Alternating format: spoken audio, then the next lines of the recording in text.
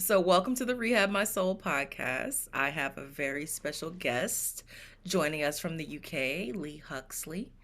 And I am so excited to have you on and have you share with us today about your journey and the process of life and healing and what you have going on. So, how are you? I'm good, thank you. How are you? You're welcome. I'm awesome. I am Mm. awesome. When we spoke, you shared with me um, your journey, and we talked about astrology and stuff too, the Chiron in the Yes, eighth we went house. a lot of things. Yeah, we went all over the place. I loved it. I loved it. So when I remember when I saw your picture in the beginning of this whole process of sharing an episode together, I just felt so familiar to your energy. It was so awesome. So when we spoke, it was great that that familiarity seemed to still be there. So I'm excited to share. So what would you like to share with us today? Oh, well, um, where do we start? Maybe ask me a specific question and I'll go from there because I could springboard into anything. Awesome. So, what has been your journey as you move closer to what you feel like your life purpose is? Well, it's been a long journey, as we all on a long journey, and as we know, it's not the destination that counts, it's the journey that counts. And the journey has taken me on a lot of twists and turns and a lot of interesting events, a lot of um,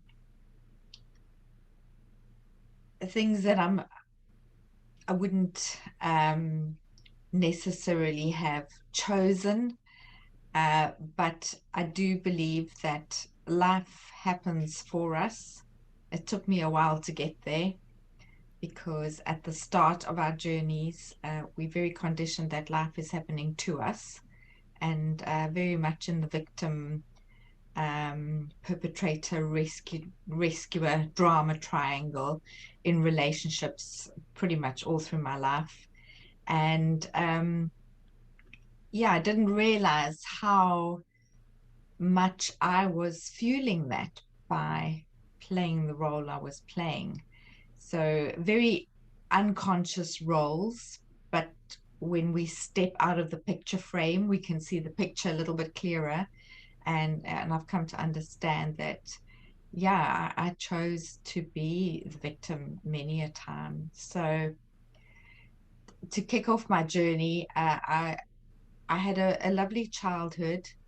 In a way, it was a bit of a lonely childhood because I'm one of four, but I was a very, very late child. So my siblings had grown up and I grew up with their children.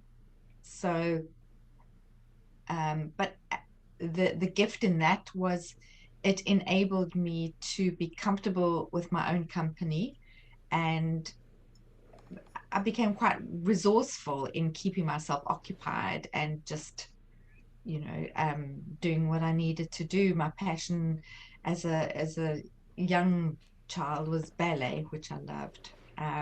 But then the tide turned when at the age of 8, well, really, I lost my grandfather. He passed on, and he was my mentor. He was my playmate, really, for a lot of the time. So that was a deep sadness. But if I look back, I was quite accepting of death. I was sad, but I kind of knew that that wasn't the end without putting it in so many words. But at the age of 9, I became a minister's daughter, and so my world turned around big time, and I had to give up my first love, which was ballet, due to financial constraints. And all of a sudden, and then obviously move house and location and school. So that was the start of a lot of change, which again made me resourceful if I look back um, later in my life. But yeah, very much of a goldfish in a goldfish bowl. Being a minister's daughter, and I wasn't rebellious as a lot of preachers' kids in inverted commas are. But I think I did, um, yeah, contravene a few things later in life. So from there, I got married. I met my first husband when I was 15, got married when I was 19. So I was basically a child bride. But because I was, because I grew up in adult company, I was very mature for my age, and I never really was a teenager because I had to be responsible, because I was this goldfish in a goldfish bowl. Always had to be the role model and the this is and then that is. So that was fine. Then at the age of 21, I became a business owner. Just it wasn't again by design. I'm a, if people are familiar with human design, I'm a sacral authority, so I respond. So my then husband said, "We need to purchase this business. It's come up for sale." So I was in the skin health and skincare um, industry in South Africa. So I was like, yeah, okay, I don't know how to run a business, but I'll figure it out, so to speak. So loved that, loved the connection with people, and really drew my, because I was up until then quite reserved, and it really drew that part out of me, and I really loved the close interactions with clients, and have grown to love conversation and connection with people. And so that was the gift in that. But I nearly burnt myself out because due to perfectionism, I expected everything to be perfect 100% of the time. I expected myself to work in the business as many hours as my staff, and but promote the business, run the business, and nearly burnt out. And then in this perfectionistic world, I wanted by the 28, I want at age of 28, I wanted two children, a boy and a girl, carry on my business, and of course that didn't happen. Bumped up against infertility, and then my then husband was very involved in the corporate world, so we kind of parted ways a bit uh, um, with regard to uh, close intimacy. And yeah, a close friend of, well, he was my husband's best friend, and he was a long-standing friend of ours.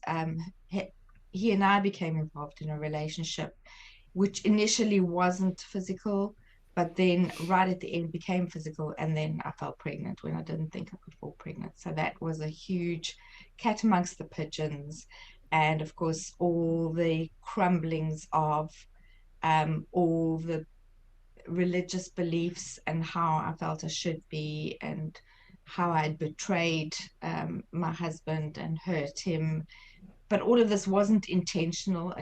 It just it kind of just happened, and then all the judgment and the blame and the guilt and the shame, and but the gift of that was I had a little boy who I never thought I'd be able to have. So the gift was motherhood out of a very challenging situation. So, but as a result of all that, and the church didn't excommunicate me, I excommunicated myself, and I didn't, I stepped away from the spiritual aspect of myself. It wasn't spirit stepping away from me. So, yeah, there was a big divide for pretty much a couple of decades. And then, yeah, my marriage eventually fell apart because we never ever addressed the underlying issues. And then got remarried, and the whole pattern repeat of relationships and triangular relationships, and a very challenging one was blended families, and I was always in the middle. I know now I allowed myself to be in the middle, but there was always this drama triangle between myself, my ex, my son, myself, my current husband, and my ex, and my current husband, my son, and myself. And it was very, very difficult. And then in that was quite tumultuous. My current husband doesn't understand my son. They didn't get well, they get on better now, but there's they don't understand each other, or they don't. Yeah, it's a long story, but we won't go there. But then hit a very challenging period as a mom. My son had gone over to live with his dad, so my ex-husband, who had gained employment in China. It was supposed to be a contract and it turned permanent. And my son was he was 15, going on 16. He was supposed to just go and visit. And then all of a sudden it turned out that he was going to be living there.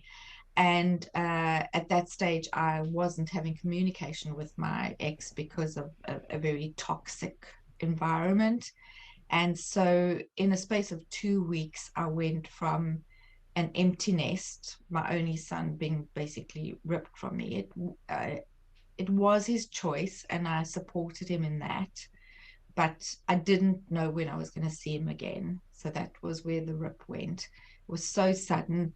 So in 2 weeks, I went from empty nest, which was a huge shock, to a full-time carer because my son, just after being in China for 2 weeks, had a psychotic episode.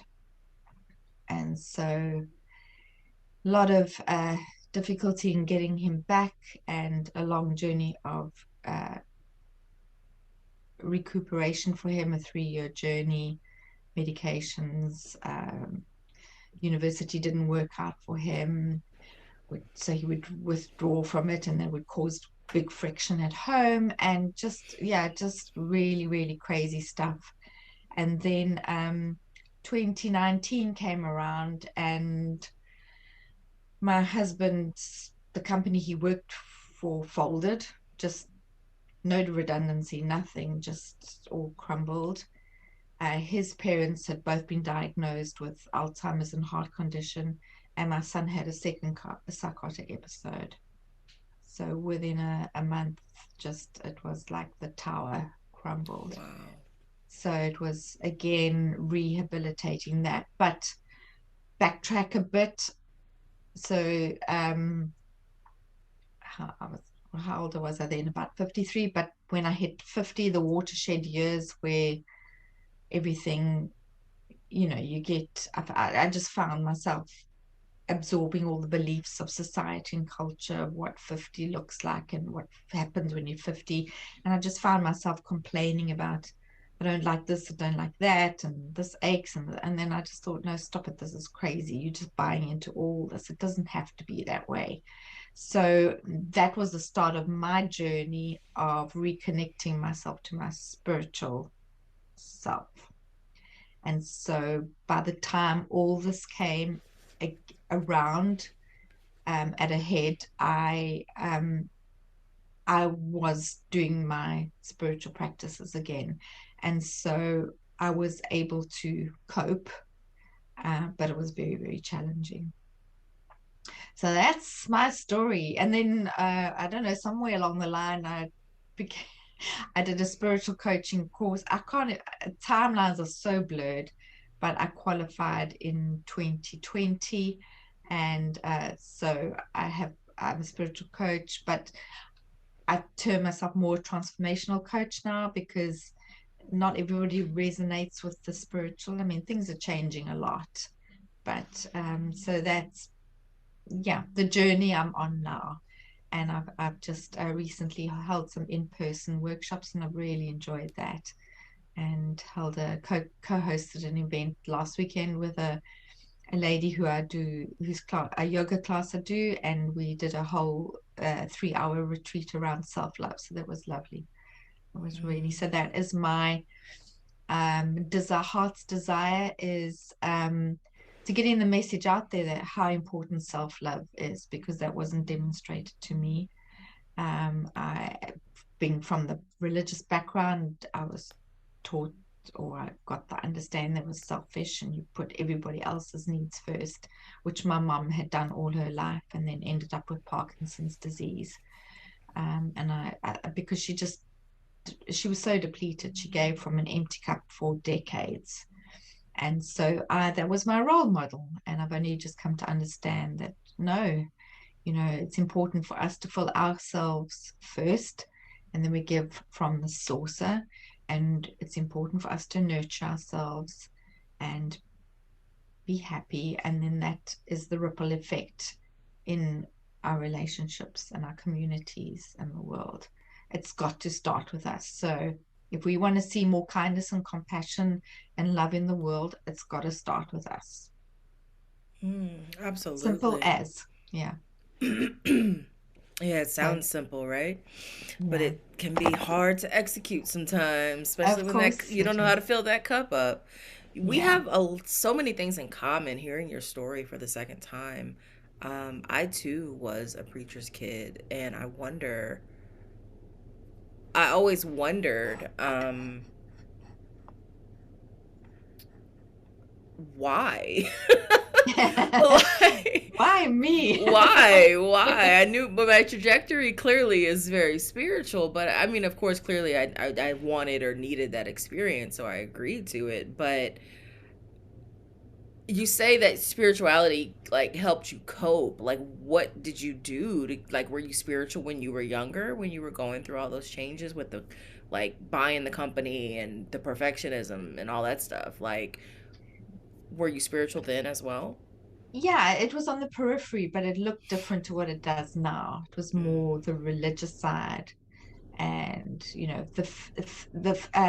my faith in a higher power, divine, the universe, or whatever you'd like to call it. In I mean, in a religious sense, you use the word God, has always been there, and it's been a strong belief.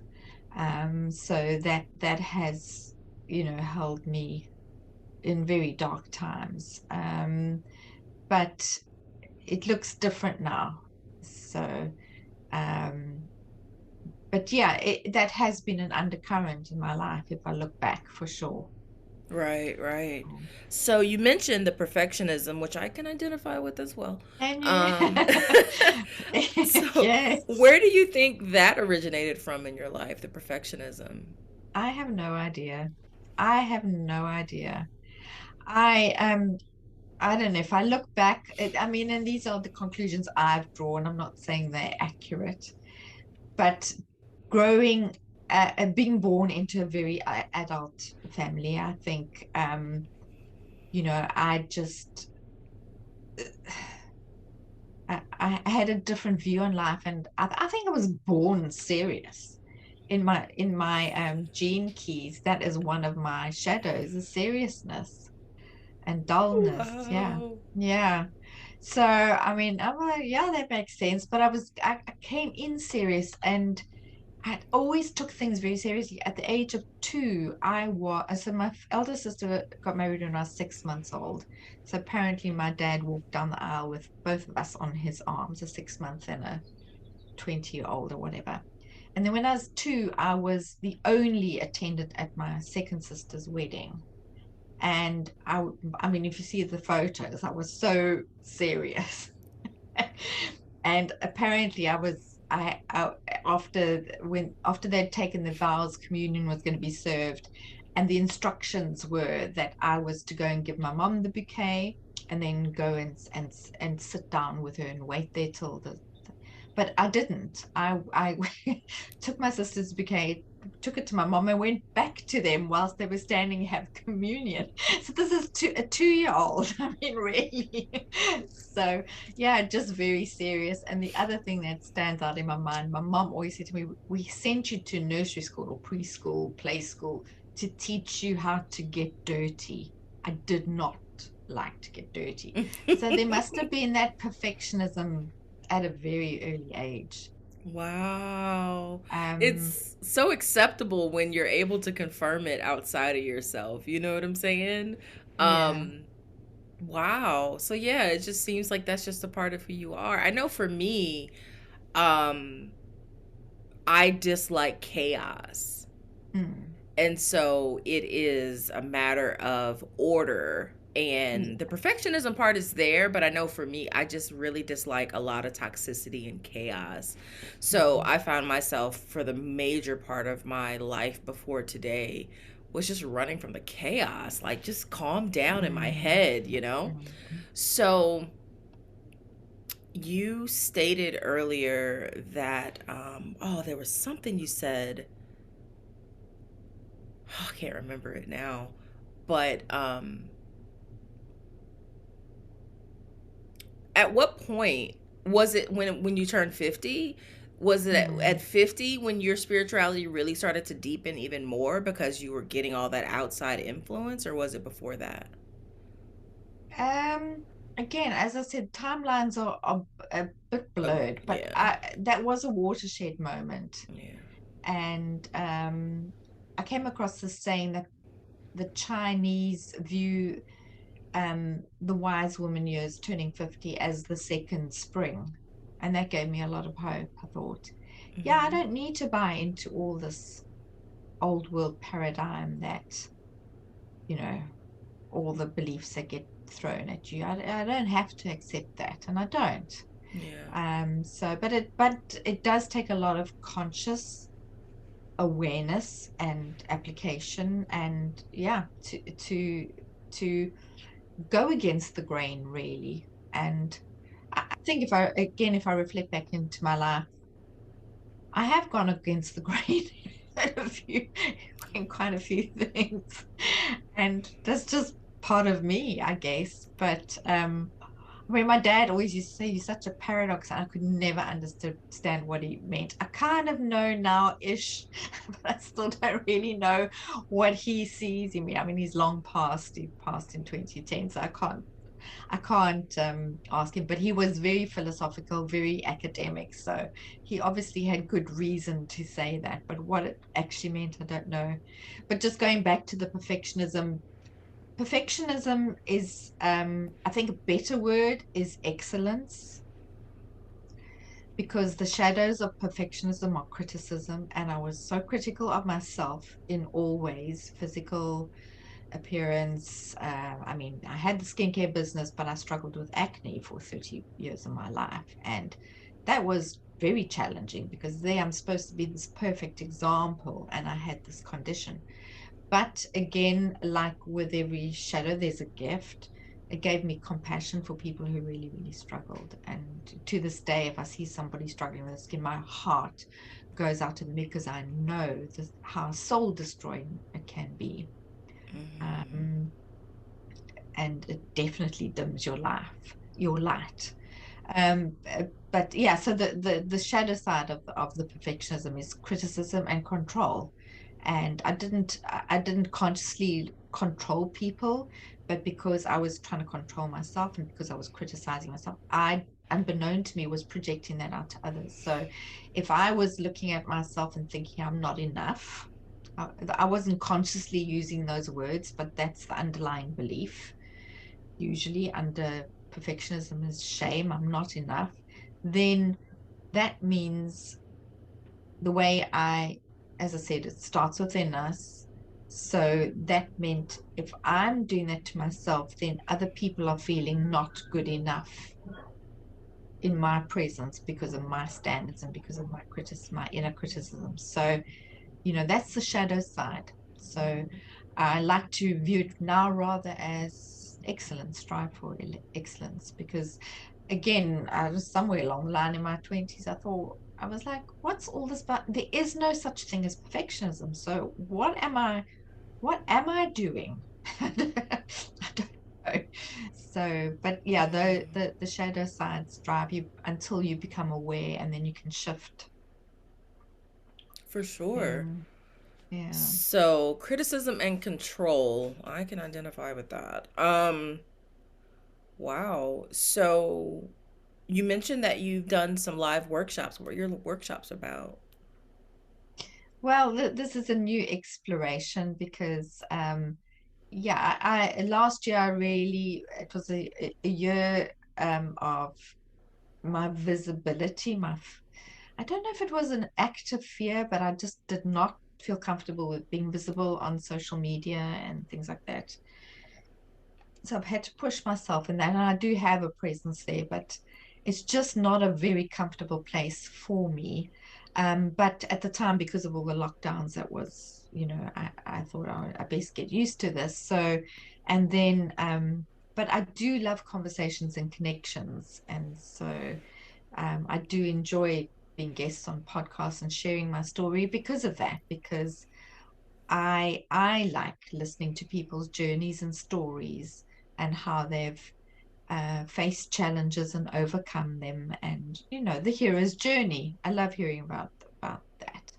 And so now this just all this has come about just in the last maybe 6 weeks. I don't know. I just thought, you know what, an in-person workshop is a bit more comfortable for me, because when I had the business, I would hold small events and promotions, and it just felt a lot more comfortable. So I went that. So basically, it's an I'm a 3-5 in human design. So the three, I'm very much of an experimenter. And I was like, so this is, if I look back, that is so true of my whole explorer, experimenter, try this, try that. Oh, that didn't really work, but oh well, we'll do this instead.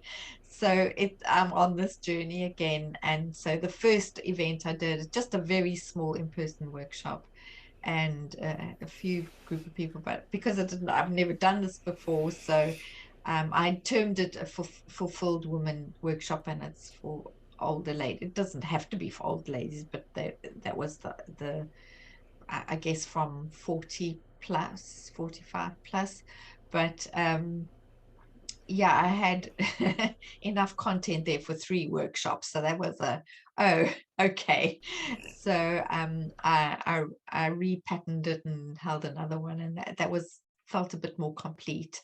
And then yeah, just collaborated with this yoga teacher on self-love, and that was a really lovely 3-hour retreat. So I did a bit of sharing my story, and we went into yoga practices and a bit of sharing. And then, I mean, there was a lot more to it, that, but as an overview. And then at the end, I had compiled journaling questions, and they all journaled around, the things that I'd really, my intention was to create awareness of things, Mm-hmm. like our behaviors and what our beliefs in self-love are, and where, just questioning where these beliefs have come from, because we don't ever think of things like that. Mm-hmm. So it was all around that. That's So very awesome. heart-centered, very heart-centered. And yeah, it was a lovely morning. That's awesome. Yeah, Yeah. as we move through the pandemic, in gratitude, because that was crazy, right? It still is. It's just not quite as loud as it Yeah. was. But I'm very much looking forward to being sharing physical space with people again on a Mm. one-to-one basis. I'm not really there with the big crowds because I never really cared for big crowds. But Yeah, yeah, likewise. Yeah. there's Intimate. Yeah. yeah, intimate. So, yeah, there's a level of connection you can achieve that you just can't when you're online, you know? And I think it really melds the two parts of you, the online part and the real life part. Mm. And you can't hide behind anything in real life with people. You know, you No. can't No. energetic spiritual people, you still can't really hide. But even in Yeah. person, it is such an intimacy that you can't deny, you know? Um, so what is your energy type for your gene key in HD? Energy type meaning authority. Well, are you a generator? Yeah. Okay, because you So said you're sacral. sacral authority. Yeah. Yeah. So, what are your defined centers? I'm curious because of your teachings. Yeah. Heart, the G center and the sacral, and that's it. Nothing more. Awesome. So Awesome. apparently I'm very open, which makes me sensitive, which I am, but I'm not.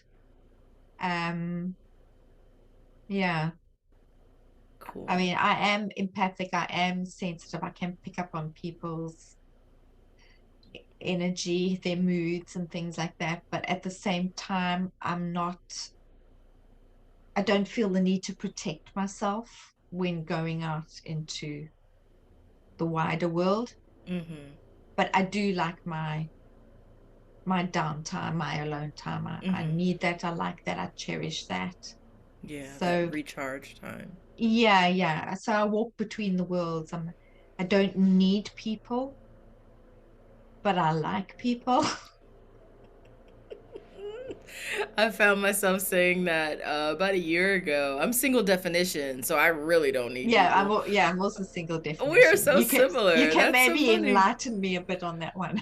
It's like, I don't know. It was just a confirmation for me when I came across that aspect of my profile. For those who are listening that don't know, we're talking about human design and gene keys, where basically you get a blueprint of your energy, and they're centered in centers in your body, and depending upon whether or not those centers are defined or undefined, they have different effects on you. And it's layers and layers and layers of information, but it is so freeing when you get those confirmations on your energy based on your human design chart or your gene keys chart. So my work too is around self-love, and I find myself okay. journeying through that. I remember early on as a coach, I wanted to coach from the trauma, from the experiences, which are your open centers. And so recently, following some HD strategists for business, I realized teaching from your defined centers is where you have sustained energy. And so that really Mm, appealed to me because mm, I am empathic and highly sensitive, and I get burned out really easy. So mm. I also don't have a root, defined root like you either. I have the sacral, G center, throat. So Okay. I I understand why I have to give you very clear questions Yeah, so I can because help I you. need to respond. It's Yes. like, where are you going? Right, right, right. I Point me in a realize. direction. Exactly, exactly. Yeah. So cool. So outside of the workshops, like what do you have? What's your projection? Like where are you going with this, and how can I support you in that? I'm going with the flow wherever it takes me. Um, yeah, just um, yeah, I think I've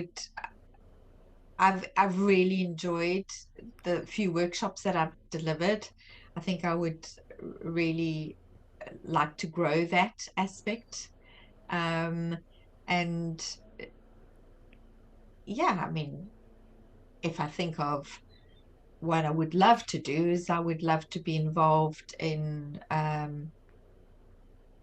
a longer retreat and facilitating or co-facilitating, like a couple of days retreat or I mean, I've got to start, done 3 hours, so maybe the next step or the next leap maybe would be like a day and then a leap from there. So I think that would, yeah, that would be very rewarding and nurturing.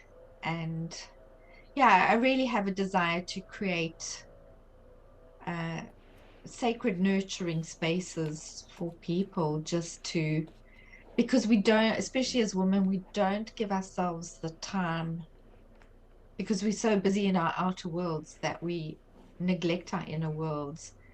And I know for myself, until you not forced as in against your will forced, but when you focused on a period of a time out to do inner work, then you allow yourself to do it, where it's very difficult to fit that into busy day-to-day lives unless you're incredibly focused and disciplined. Yeah, for sure. Um, I so know. I'm sorry, go ahead. no, that's yeah, my desire is Some to longer retreats. yeah, to be a conduit for transformation, For really, because sure. I know it's not me doing it. I'm just a conduit. That's all I am. And I know I share my story quite vulnerably, because they're now scars, they're not wounds. You can't share from your wounds, but they're scars and they're part of who I am. But I understand, like when I used to share about my son's psychotic episodes, and when I shared vulnerably, because people don't like ask, well, especially in the UK, they don't like to ask you these uncomfortable questions. But if when I found when I shared openly, they would respond and say, "Oh yeah, I know somebody, or my brother, or my husband, or my child, or aunt, or whatever," and it would there would be an opening, a heart opening to share. So that's why I share my story vulnerably. Um, I mean, and I have forgiven myself for my betrayal and hurting people, because I don't like that happened, but it was part of the cause and effect. So I can't get away from that. I take responsibility for that. But it's forgiveness is so important. It's challenging enough to forgive others, but it's on another level of forgiving yourself, For sure. because I've come to understand that I not only betrayed my marriage and my then husband and whoever else was involved, I really betrayed myself. And I've only just recently realized that it was a massive betrayal against myself. Can you tell me more So, about that? in what way? Well, when you say that it was a massive betrayal against yourself, in what way did you? So when you betray yourself, does that mean you're harming the person that's being betrayed, which is yourself? Or do you feel that the betrayal was kind of a formality because of the commitment you made to your vows and whatnot? Or was it a betrayal on a much deeper spiritual level? Because I feel I feel that when we do betray ourselves, right? Sometimes they can be divine mistakes. They can be mistakes that we make because that was what we were supposed to do. But when you see it as a Mm. betrayal of yourself, how does that help you honor what happened, all the beautiful things that happened after that? Well, I think it was a bit the way I view it possibly is it I betrayed the values that I betrayed myself by betraying my values that I held dear. Okay. Um, because there was during that period of time there was a lot of secrecy and a lot of hiding and a lot of shame and a lot of guilt. And yeah, I wasn't honest, and I wasn't, so all the things that I held in high integrity, um um I betrayed myself in those areas because I wasn't honest, I was secretive, I wasn't, Forthright. Yeah. yeah, yeah. I see. So it's kind of it's very blurred lines, and they're not clear cut, Yeah. because you I mean, most of the time you don't realize that's actually what's happening until after the fact, and you look back and you think, oh yeah, you know because we all betray ourselves in ways small and large every single day by not um honoring the choices that we've made. Like it can be as simple as, today I'm going to go to the gym, and you back down from it for whatever reason. I'm not, uh, again, it's a fine line of not going into judgment for yourself against it. It's not a judgment thing, but Right. you've broken your word to yourself, basically. If you want to term betrayal, the way I'm thinking of betrayal is you breaking your word to yourself. So like in anything, there are levels and layers, and but if we're not mindful of it, we do it frequently. It's not always about external betrayal to other people. We do it to ourselves without realizing it, because we're not honoring ourselves, and making sure we're filling ourselves up first. Interesting. Great. So I get what you're saying.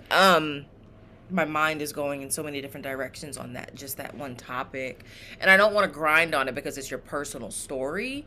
Um, and I'm not at all judging at all your No, story, yeah, or any no, of that. I it's hope you just don't feel that from me. no, not It's at all. just it sparked something in me because I feel like sometimes so I went through this phase of the good girl, right? The good preacher's daughter, and you the religion stuff of give before you receive and all Yeah, that stuff, yeah, right? yeah.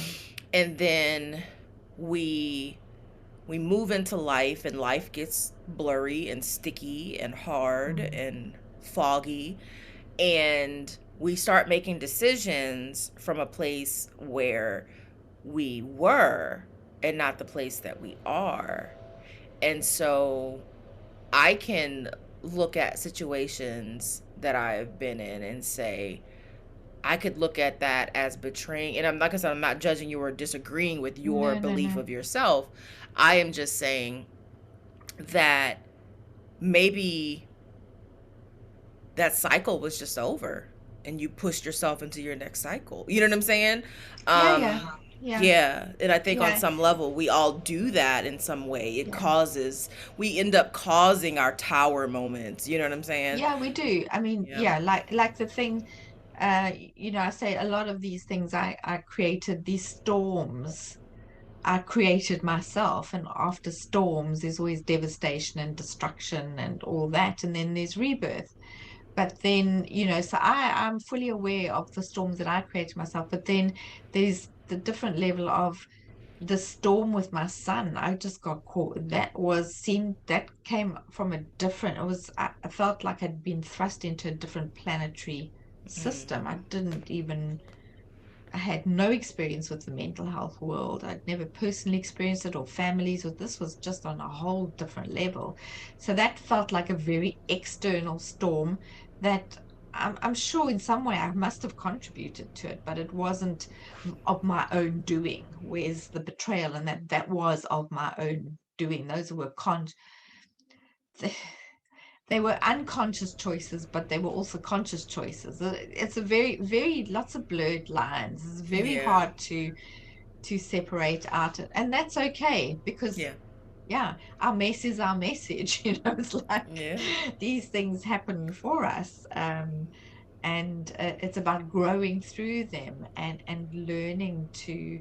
For me, is looking back and seeing the gifts in Mhm. and seeing the new growth from the devastation, Yeah, for sure. and just yeah, being gracious to yourself, and that's what forgiveness is pardoning, you know because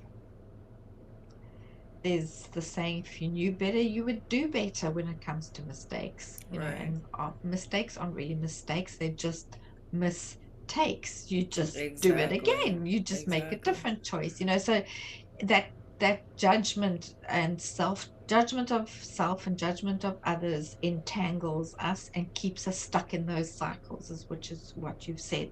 There comes a point in time where that cycle is completed.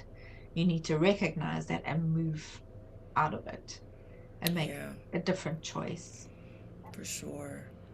Um, well, I appreciate completely your time and your energy sharing with me today. I um, I love that we're connected on the HD stuff, the human design and gene key stuff. That makes these conversations so beautiful to me. And understanding your path as a three, I mean, that's what they tell us, right? That's what they say threes are for, right? Yep. Is the bumps in the road. We catch all the bumps. Well, I'm not a Yeah, three, but at one point I thought I was a 6'2", so that breaks down to that three, and then you got the return of Chiron at 50 and all that stuff. But yeah. I'm not. I'm a 5'2", after putting my birth date in my birth time incorrectly. Yeah, well, So my that's blurred lines for me because I don't actually know my birth time. It's guesswork. So I could be somebody totally different. But what I know, it resonates. So I'm just going with that. It's like, right, for yeah, sure. Yeah, yeah, cool. yeah. Well, But I the appreciate. the Oh, other go ahead. side of the five, yeah, that was a big thing. I didn't realize that. yeah, people would project their onto me, and So along, I took that on as me, and I know now it's not. It's so theirs. I don't know if you got a few more minutes, but I would love to Yeah, talk yeah, about that because I've got that yeah, yeah, five. Man, that five projection field is something else. And I yeah. literally, I'm in a heretic group Oh, are for you? fives. Yeah. And I literally just read something before our call, and it talked about how I'm not saying this is right or wrong. It's a No. perspective that I'm still Yeah, kind of mulling over, because that yeah. HD stuff can get really weird sometimes. It's like, really? Yeah. But no, but it's So, perspectives. It makes you think for and sure, for reflect. sure. And yeah. So, what the passage that I read said was the projection field is a creation of our own. We Yeah. create the projection field. So, what you Yeah. said earlier about if I'm in the vein of perfectionism and critical and control and all that stuff, then people around me are going to feel that. Yeah. You're projecting out that, and then those people are then responding to that Mm-hmm. projection in your energetic field.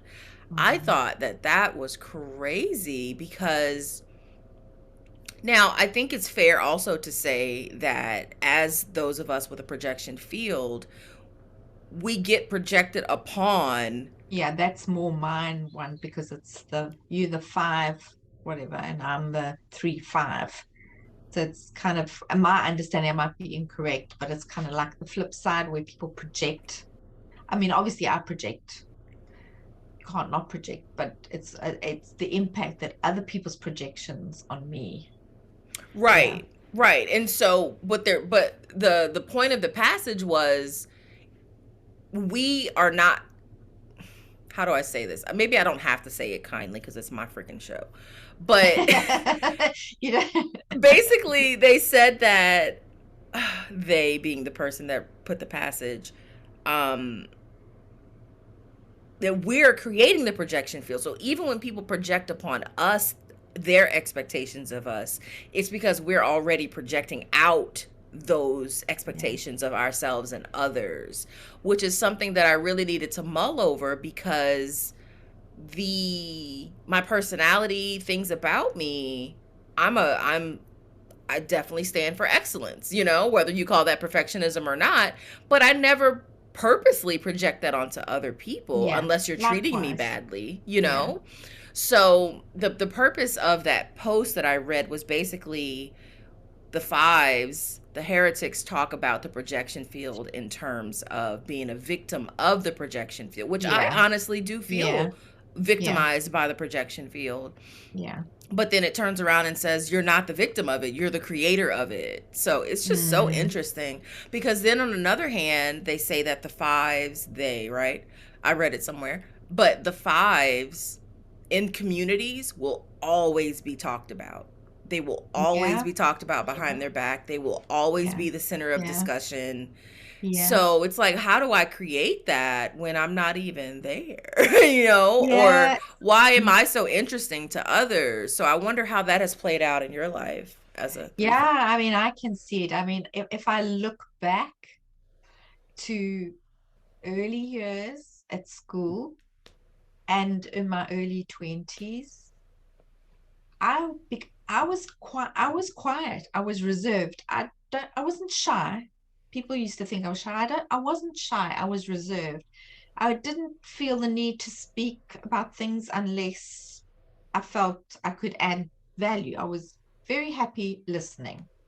So whether that was because of my upbringing where I was in the adult world and that was my role as a child was to listen and not speak, I don't know.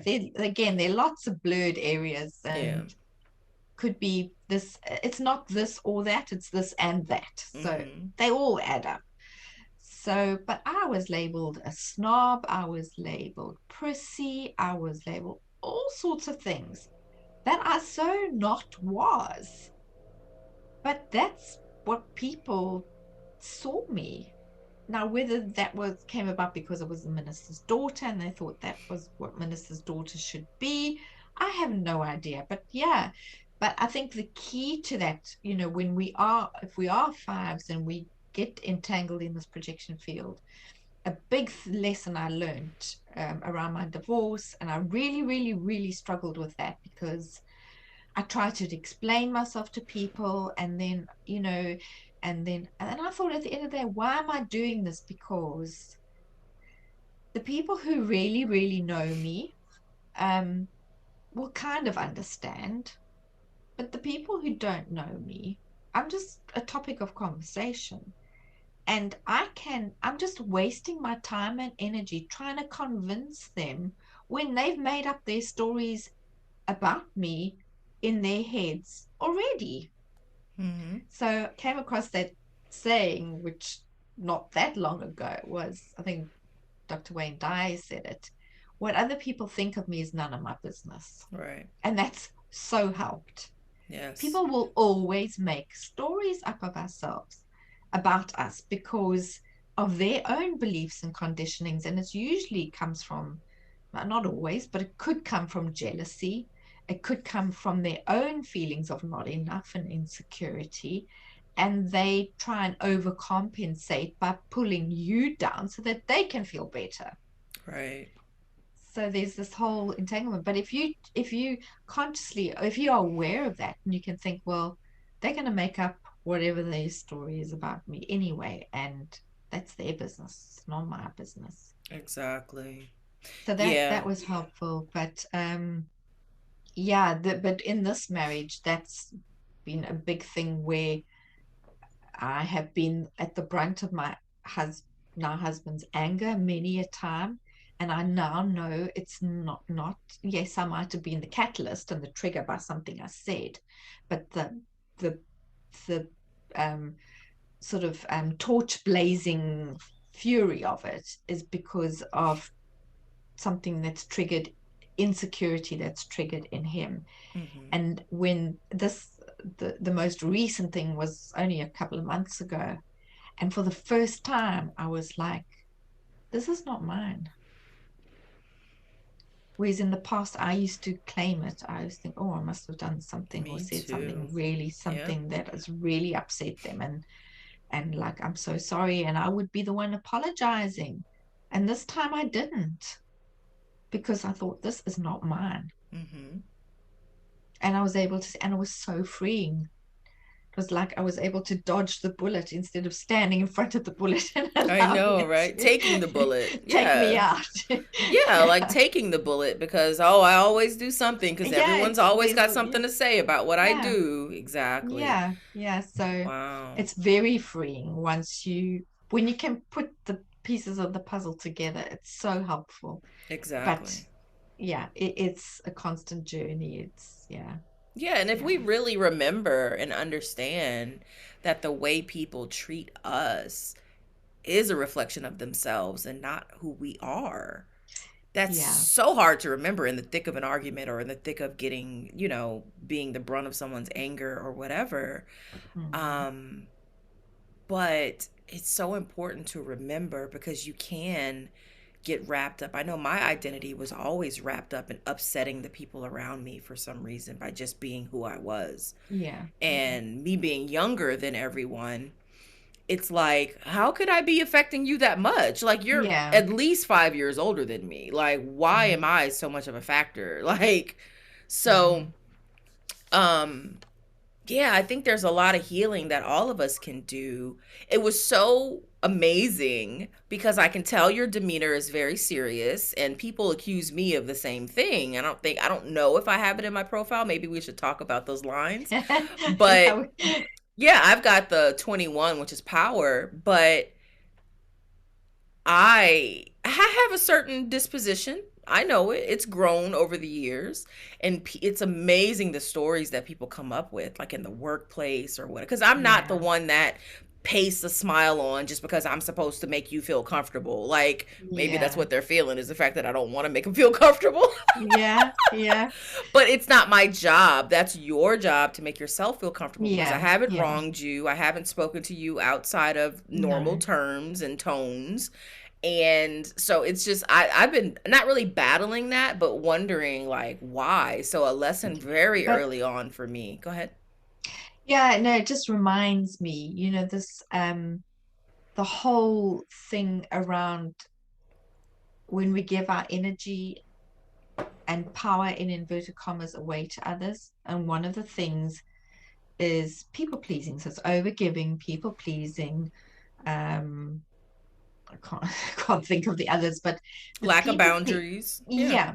And so, like in the workplace, because you're not going out of your way to make them feel comfortable, whereas because you recognize that paradigm, whereas they're unconscious to that, and so they think because they so want they need the approval of others that they'll do anything to people please, and then they don't understand Why you won't. when why you won't, and they take it as they get offended by it, but it's not got anything to do with that. Exactly. um I like, yeah, I've come to understand that about myself, I'm Yeah. not um yeah. But back on about what other people think of it and the projection field, there is the concept though that we teach people how to treat us. Absolutely. So there's that projection field there. So if your projection, if you're not secure within yourself and you don't have the personal boundaries and the values and aware of them and strengths, then yeah, how you treating yourself, you teaching people to treat you that way. So if you're critical of yourself, you opening yourself up to people being critical to you because it's that projection field. Well, I think that's so interesting, and I don't disagree at all. I fully disagree. I fully agree with that. I'm thinking about, um, and let me know how time is looking for you. I don't want to Yeah, I'm over. good. I'm Okay, fine. Yeah. but my experience was quite the opposite. I think with a defined G center and the throat, because I Yeah. could Yeah. Yeah. verbally, Yeah. You you see, know. that was a big struggle for me. Yeah. Okay, yeah. Undefined throat. Yeah. Right. So for me, when I learned that I had a defined G center, I was like, that's why I had all that confidence when I was younger. Because I Mm, truly love myself in an environment where that wasn't normal. And who the mm. F do you think you are? Yeah. Yeah. I got that because I thought of myself more highly and I thought of the people around me more highly than they thought of themselves. So Yeah. that in Yeah. that projection field was also, it was the opposite effect. It was like, who do you think you are type of vibe. And I'm thinking like, I'm amazing just like you are, right? Like, but it never came Yeah. across that way. It was always other stuff. So yeah, great little chat on the projection field. I don't have chats like that too much verbally with people. It's Yeah. all Yeah. Well, stuff on it's, I think Facebook it's, groups. oh, right. Yeah. Oh, It's just interesting. I find it quite, yeah, yeah. interesting. But yeah, just a reflection again when you said, yeah, about knowing yourself, and what I understand now about the G center being defined, because I've got everything, I've got all the gates except two of them, was I thought when you said what you've just said, I thought, oh, well, maybe that's why all the moves and all the changes in my life and everything. And then when my son was a year, we immigrated to the UK, and that's another whole big change. You away from and I was always okay with that. And that's Yep. probably the defined G center because Yep. You're home right there with yeah, yourself. yeah, yeah, wherever I am, that's my home. And Yep. that's probably where that's come from, where I now understand that doesn't come easily to people. I People do know. not like change. I They know. so struggle, and I'm okay with it. Yeah. Same for me. Yeah, I've moved yeah. quite And a maybe bit. that's why it's kind of like our anchor. Yeah, I think it for sure is because I remember being very young and not really willingly giving into the patriarchy, the understanding of how the household is run and how you're supposed to be a servant to your parents. And I'm like, Mm. they had me. Like I get that I'm supposed to have chores, but I don't inherit caring for this entire house just because you had me. Like I questioned that stuff Mm, before the age of 10. And because I had that mm. throat chakra, I spoke on it and people Yeah, didn't you like expressed it. that. I'm sure they did. I'm sure they did. really well that I don't have an open throat. Because, girl, let me tell you. Literally, let me tell you, because I got the throat for it. But yeah, it's just, I was very much like taken aback by these expectations of Yeah, me by just being in the world when my expectations of you were never honored, you being the other people and, you know, the community were never honored, but your expectations of me. And so understanding, so I guess all I want to say is people need to get their doggone HD charts and because it's really helpful. deeply get to know themselves. Yeah, because that allows you to accept those parts of you that Yeah, the collective that you might have grown up with or the collective that you've associated yourself with may not understand about you, but when you can confirm that, and oh, and I said what I said earlier because of your demeanor being very serious and stuff, and I can identify with that. So I can look at you being serious and not be intimidated. I can just smile and say what's up, you know, and then you yeah, respond in kind. But yeah, I know for me, people are highly intimidated by the fact that I don't walk around smiling or I'm pretty, you know, for me it's an intensity they say I have. They say I have. I know I have it because I can feel it when it rises in yeah, me, but yeah, it's an intensity that I have. And so I can see that in you, that seriousness, and didn't even realize that was even laid out in Gene Keys. So I want to see that. But I can see that in you and just honor it and say, everything's good. We're just here. We're just two people. I didn't give her a reason to smile, so why should I expect her to smile? So if mm. only everyone thought very even keeled. Yeah. I mean, if only we all stayed in our own lanes Right, exactly. and let you be you and me be me, then life would be so much smoother.